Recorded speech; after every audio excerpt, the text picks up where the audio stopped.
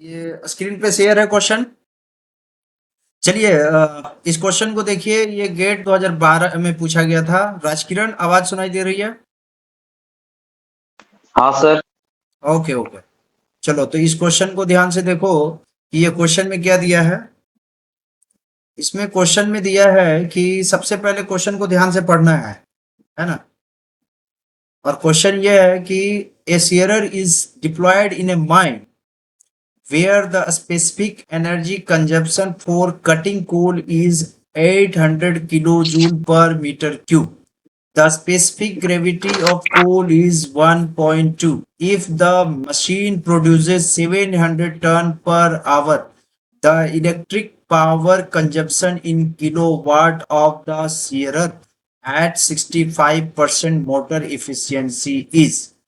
यानी कि आपको देखो ये, यानी कि आपका कोल कटिंग हो रहा है तो कुछ न कुछ एनर्जी खपत हो रहा है। वो एनर्जी आपको दिया हुआ है। एनर्जी क्या खपत हो रहा है? तो 800 kilo joule per metre cube, यानी 1 मीटर एनर्जी खपत।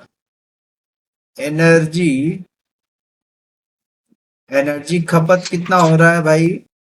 तो 1 मीटर क्यूब कोल को काटने में कितना एनर्जी खपत हो रहा है? 800 किलो जूल। इतना एनर्जी खपत हो रहा है। अब तुमको बाकी सो दिया हुआ पता ही है। कोल का डेंसिटी पकड़ दो भाई 1.2, सॉरी, कोल का स्पेसिफिक ग्रेविटी दिया हुआ है। स्पेसिफिक ग्रेविटी ऑफ कोल दिया हुआ है 1.2, ये आपके पास है, ठीक है।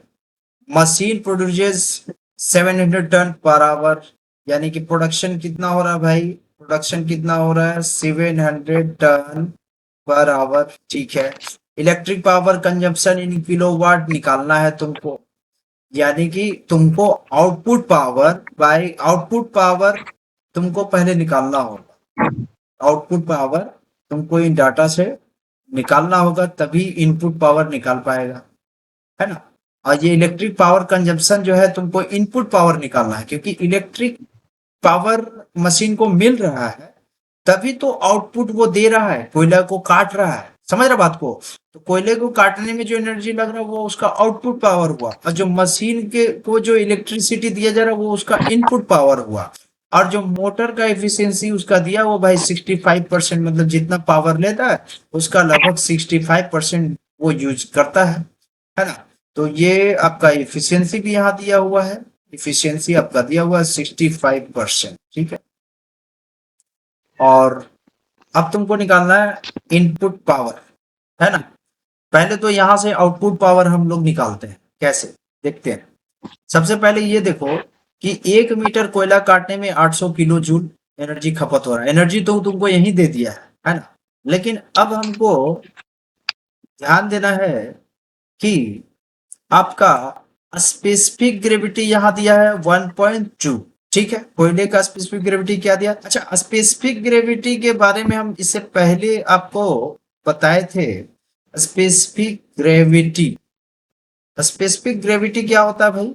स्पेसिफिक ग्रेविटी होता है it is a relative density to density of water. It is a relative density of any material to in density of water. यानी कि यहां पर हम लिख सकते हैं density of coal divided by density of water, ठीक है। तो यहां पर तुमको पता है डेंसिटी ऑफ कोल, बता डेंसिटी ऑफ कोल निकालना होगा। और डेंसिटी ऑफ वाटर है तुम्हारा 1000 केजी पर मीटर क्यूब होता है। तो यहाँ पर स्पेसिफिक ग्रेविटी आपका कितना दिया है भाई? एक यहाँ पर स्पेसिफिक ग्रेविटी दिया है 1.2, सॉरी, स्पेसिफिक ग्रेविटी क्या दिया है? 1.2। और यहाँ पर density of coal by, sorry, इसको लिख ही देते एक ही बार में। तो अब यहाँ से निकाल दो तुम डेंसिटी ऑफ कोल, कितना हो जाएगा? 1.2 इंटू 1000 केजी पर मीटर क्यूब। यहाँ पर देखो कि तुम बोल सकते हो 1.2 टन, 1000 के बदले तुम टन यूज कर सकता है, क्योंकि एक टन बराबर 1000 kg होता है। तो 1.2 टन पर मीटर क्यूब, यानी कि कोयले का डेंसिटी क्या है भाई, तो 1.2 टन पर मीटर क्यूब। चलो इस डाटा को पकड़ के रखो, इसको पकड़ लो। अब एक डाटा तो यहां से तुमको मिल रहा है कि 1 मीटर क्यूब में कितना एनर्जी, 800 kg। अब समझना, यानी कि 1 मीटर बराबर 1.2 टन, एक डाटा हो गया। 1 मीटर क्यूब बराबर 800 किलो जूल, ये दूसरा डाटा हो गया। ठीक है, एक तीसरा डाटा यहाँ पे दिया हुआ है 700 टन पर आवर। अब समझना, यानी तीन डाटा के बीच में तुमको खेलना है। एक डाटा यह है कि 1 metre cube whole equal to 800 kilo joule, दूसरा डाटा 1 मीटर क्यूब बराबर 1.2 टन, और तीसरा डाटा है आपका 700 टन बराबर, यानी कि प्रोडक्शन आपका हो रहा है। अब समझने का ये बात है कि हाँ, एक आवर में हम निकाल लेते हैं, एक आवर में प्रोडक्शन कितना है, 700 टन, यानी कि एक आवर बराबर बराबर मतलब कि 3600 सेकेंड होगा, बराबर 700। एक सेकेंड बराबर में कितना हो जाएगा, 700/3600, यही होगा ना। सही जा रहे हैं क्या, यस सर। सही जा रहा है ना, यहाँ तक कोई दिक्कत नहीं है। तो यानी तुमको एक चीज पता चल गया कि एक सेकेंड में हमारा इतना टन कोयला निकलता है, एक सेकेंड में। अच्छा, यहाँ पे एक चीज और ध्यान से रखना, इसको छोड़ दिए हम। ये एनर्जी जो होता है, ये एनर्जी जो होता है आपका, जूल जो होता है, जूल और तुम्हारा वाट। तो तुम्हारा ऐसे तो को पावर इजकल टू क्या होता है, पावर इजकल टू क्या होता है, पावर इजकल टू क्या होता है, रेट ऑफ वर्क डन होता है ना, rate of work done. Rate of work done मतलब कि वर्क वर्क अपॉन टाइम, और वर्क अपॉन टाइम मतलब कि force into distance upon time. समझ रहा है। अच्छा, ये जो जो यूनिट होता है इसका, ये यूनिट होता है आपका जूल। वर्क का यूनिट क्या होता है, जूल होता है, और इसका यूनिट कितना होता है, इसका इतना सेकेंड होता है। तो जूल पर सेकेंड क्या होता है आपका, वाट होता है, वाट होता है। कितना है, ठीक है ना। तो यहाँ पर जो आपका एक सेकंड में इतना टन हो रहा है, तो इतना टन तो सीधा सा बात है कि भाई यहाँ पर 1 मीटर क्यूब में इसको यह करते हैं कि 1.2 में 1 मीटर क्यूब,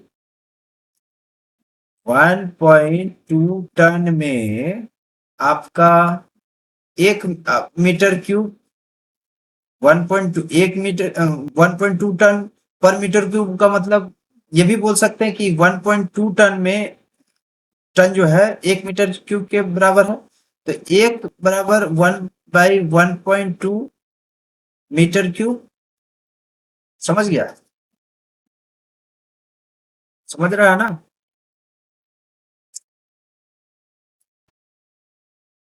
यहाँ पे 1.2 लिखा हुआ है, ध्यान से देखना, 1.2 टन। तो ये इतना टन बराबर कितना मीटर क्यूब होगा, 700/3600 टन बराबर, ये 1.2 है, 1.2। ठीक है, ये हो जाएगा आपका, कितना हो जाएगा, गुना कर दो।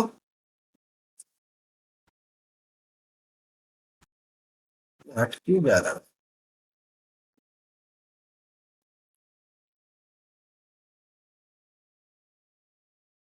है ना।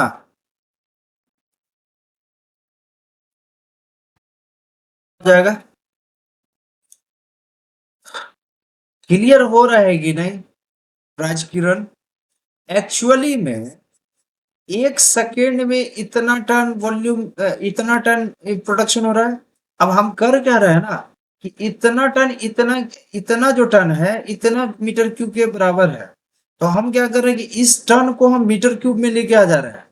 अभी जब मीटर क्यूब में आ जाएगा ना तो उसको एनर्जी से फिर रिलेट कर देंगे, समझा? तो इतना, अब यहाँ पे एनर्जी कितना है, 1 मीटर क्यूब बराबर 800 किलो जूल, यानी कि 1 मीटर क्यूब के लिए इतना किलो जूल एनर्जी खपत हो रहा है। तो भाई इतना मीटर क्यूब के लिए कितना होगा, समझ रहा है ना? तो भाई इतना के लिए कितना होगा, यहाँ पे कर दो, 800 से गुना कर दो। मैंने आउटपुट पावर अब तुम निकाल दिए हो। आउटपुट पावर कितना हो रहा है भाई, आउटपुट पावर कितना हो रहा है, तो 700 by 3600 Guna 1/1.2 into 800 kilo joule. Kilo joule है तो 10⁻³ भी कर देगा बाद में, ठीक है? क्लियर है कि नहीं क्लियर है यहाँ तक? ये आउटपुट पावर है आपका, क्या है ये, यही आउटपुट पावर है ना? यहाँ तक क्लियर है? 129.62.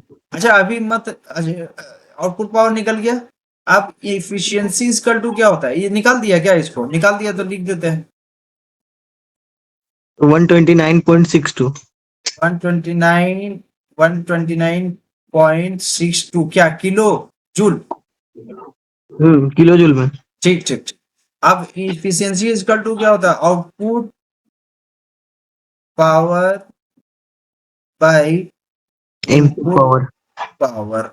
तुमको इनपुट पावर ही निकालना था ना जी, कितना इलेक्ट्रिक पावर कंजप्शन हो रहा है, तो वही तो इनपुट पावर है। तो input power is equal to output power, तो तुम निकाल लिया भाई, output power into 129.62 into 10⁻³ joule divided by efficiency कितना है भाई, एफिशिएंसी कितना था, 0.65, ठीक है ना? एफिशिएंसी आपका कितना था, 0.65। अब ये बता दो आंसर कितना आ रहा है हमको।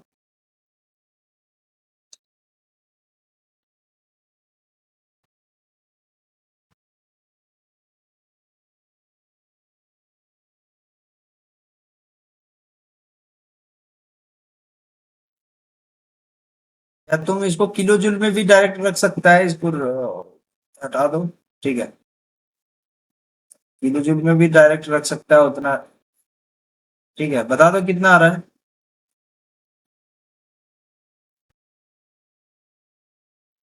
कितना आ रहा है?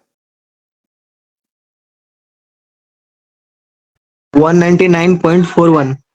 199.41 किलो जूल। चलिए यही आपका आंसर है।